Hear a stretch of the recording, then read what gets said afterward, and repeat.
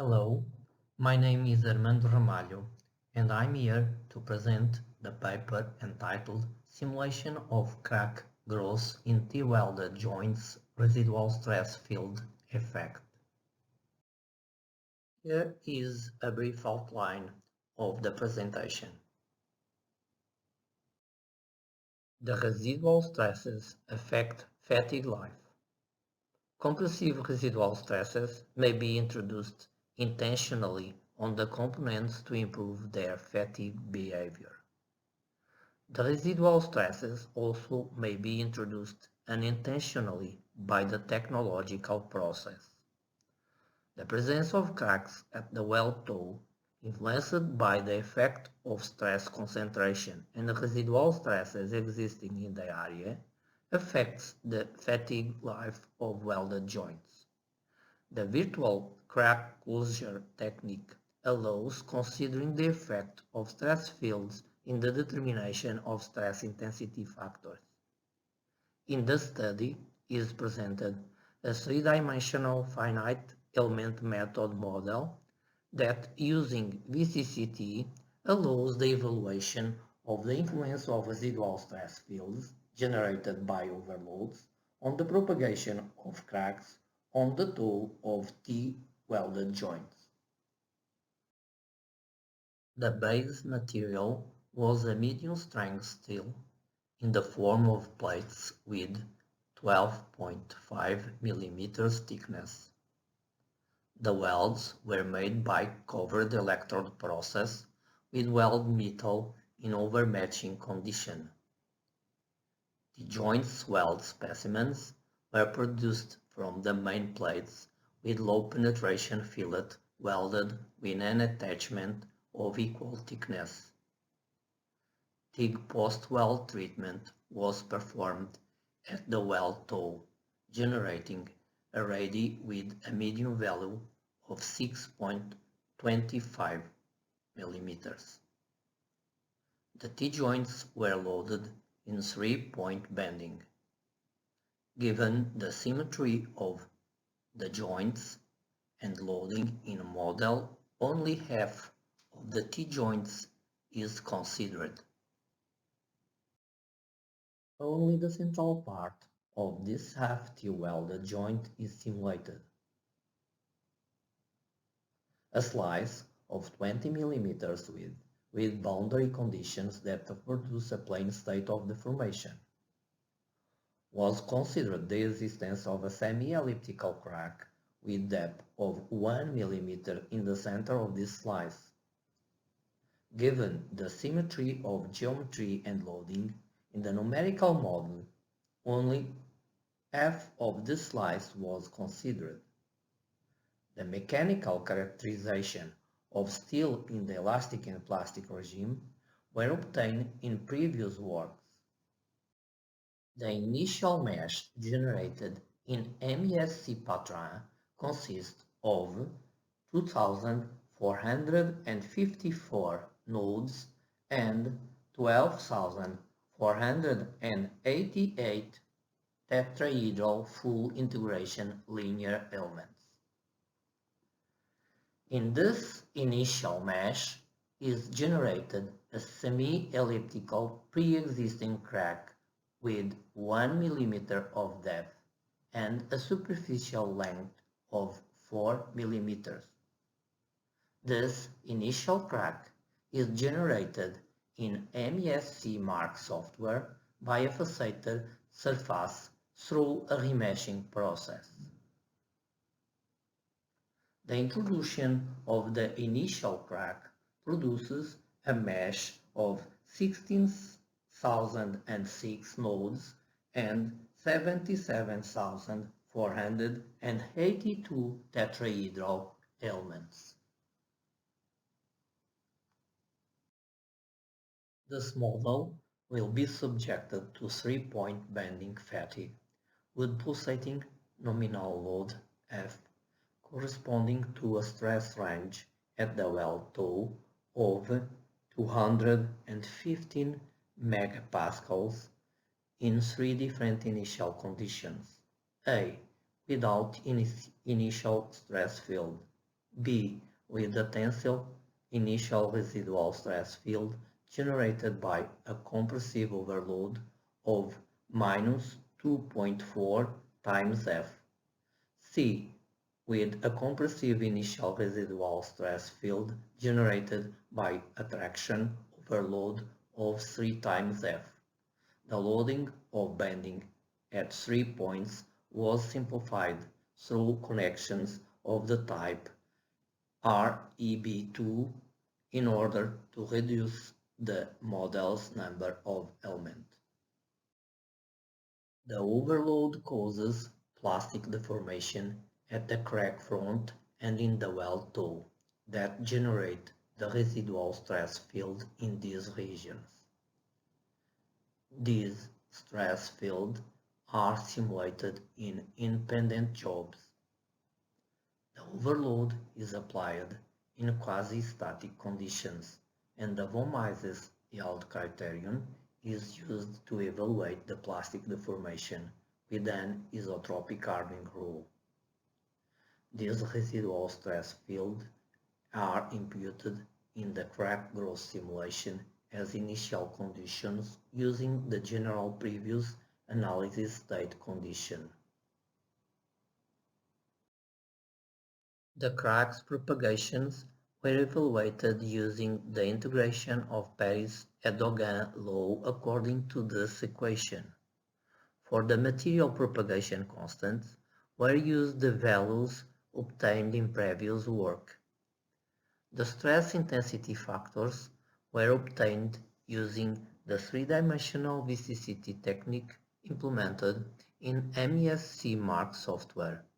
This native implementation used the three-dimensional VCCT formulation presented in Kruger for hexahedral mesh adapted to tetrahedral elements. The initial semi-elliptic crack is propagated by fatigue. At initial of the process, the stress intensity factors are evaluated for the nodes at the crack front. In fatigue crack propagation, a load sequence is repeated several times. After each sequence, cracks are grown, and the stress intensity factors are re-evaluated. For high cycle fatigue, the specified maximum growth increment is scaled along the crack front. The scaling allows the determination of the shape of the crack front during the growth. Were used a maximum crack growth increment of delta A0 equal to 0.5 mm.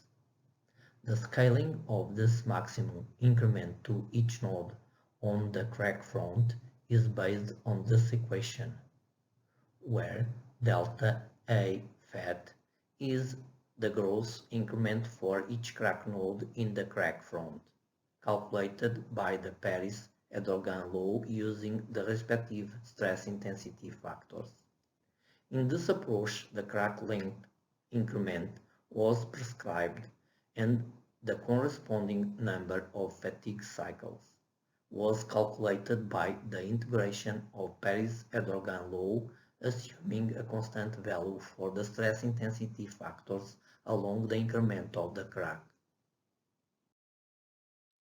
In a figure are presented the normal residual stresses generated by compression overloads that are taken into account as initial conditions on simulations B. A field of residual tensile stresses occurs in the entire crack front and in the weld toe that extends over a narrow region up to about 0.5 mm from the crack front.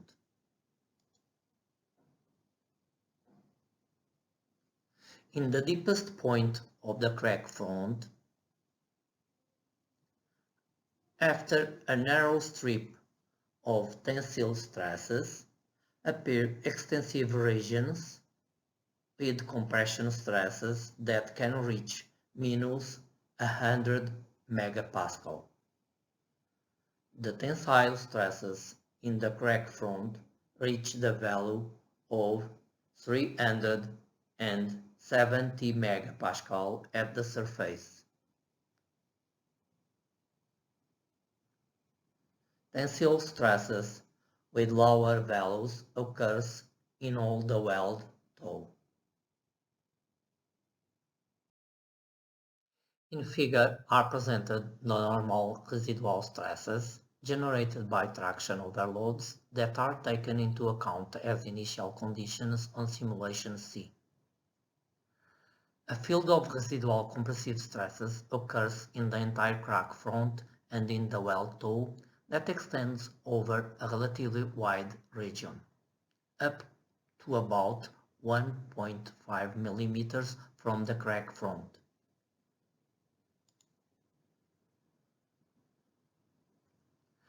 The compressive stresses in the crack front reach the value of minus 900 megapascal in deeper regions. Compressive stresses with lower values, up to minus 400 megapascal, occurs in all the weld toe.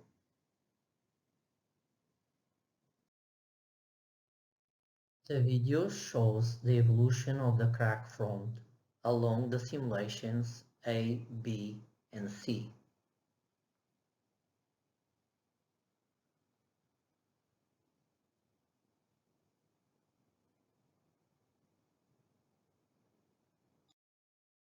From the results presented on videos, we can draw the following consideration. The evolution of crack front along the crack growth in the simulations A and B maintain its initial semi-elliptical shape. The evolution of crack front along the crack growth in the simulation C, it is completely different from the previous simulations, with the crack arrest at the surface and the propagation develops preferably in deep, occurring the tunneling effect. In figure are presented the fatigue results obtained in the various simulations. The effect of tensile stress fields in the pre-cracked models simulations B is despicable. The behavior of crack growth is similar to the observed in the model without any initial stresses, simulations A. The effect of compressive stress fields in the pre-cracked model simulation C is very significant, with a great decrease in the crack propagation speed after overload.